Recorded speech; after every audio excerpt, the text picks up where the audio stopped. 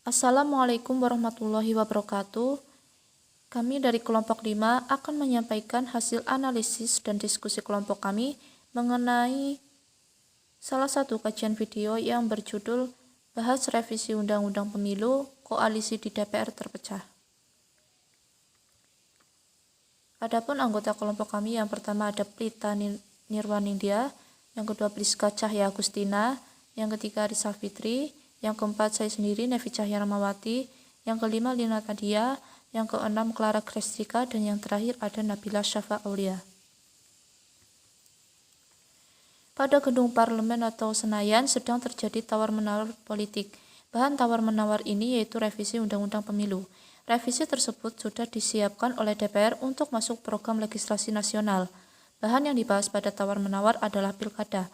Apakah pilkada akan dilaksanakan pada tahun 2022, 2023, atau 2024?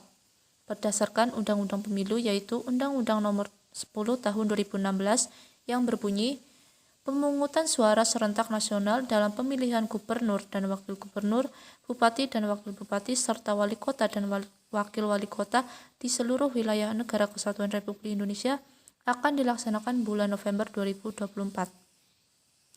Pemilu tersebut akan dibarengi dengan Pilpres, DPR, DPT, dan Bupati. Ada beberapa masalah dari Undang-Undang Pemilu tersebut. Yang pertama, pada tahun 2022, terdapat 7 gubernur yang berakhir masa jabatannya. Salah satunya adalah Anies Baswedan yang berakhir masa jabatannya pada November 2022, dan dari daerah lain seperti Jakarta, Bangka Belitung, Aceh, Sulawesi Barat, Banten, dan lain juga terjadi hal yang sama. Yang kedua, pada tahun 2023, terdapat 17 gubernur yang berakhir masa jabatannya. Seperti contohnya Ridwan Kamil dari Jawa Barat, Ganjar Pranowo dari Jawa Tengah, dan dari daerah lain seperti Bali, Nusa Tenggara Barat, dan lain-lain. Jika menerapkan Undang-Undang Nomor 10 Tahun 2006, berarti akan ada beberapa gubernur yang dipilih pada tahun 2020 yang akan mengalami pemotongan masa jabatannya. Solusinya apa? Berdasarkan undang-undang, dikatakan bahwa akan ditunjuk pejabat gubernur untuk di 7 wilayah dan 17 wilayah. Namun, apakah ada pejabat gubernur di 7 wilayah dan 17 wilayah tersebut? Hal ini semakin menjadi bahan transaksi politik karena dikaitkan dengan Pilpres 2024. Jadi, di antara gubernur di atas tersebut seperti Anies Baswedan, Ganjar Pranowo, dan Ridwan Kamil memiliki potensi untuk menjadi calon presiden di tahun 2024. Nah, disinilah terjadi transaksi politik.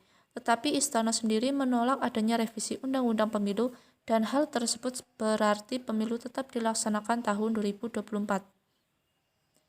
Tahun 2022 ada beberapa gubernur yang mengakhiri masa jabatannya. Baik, saya akan melanjutkan. Namun ada beberapa partai politik yang berbeda pendapat sehingga terjadi perpecahan koalisi partai politik. Nasdem, PKS, dan Demokrat setuju dengan dilakukannya revisi UU Pemilu dan normalisasi pilkada. Jadi, pilkada dilaksanakan tahun 2022 dan 2024 dengan alasan yang pertama, terlalu banyak pelaksanaan tugas dari pejabatan gubernur jika gubernur dikosongkan.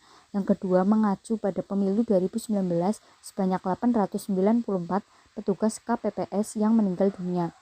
Golkar, PPN, PAN, dan Gerindra menolak revisi UU Pemilu tapi menyetujui normalisasi pilkada dengan alasan yang pertama, UU Pemilu belum pernah dipakai dan lebih-lebih dengan kondisi politik sedang pandemik dan pemulihan ekonomi.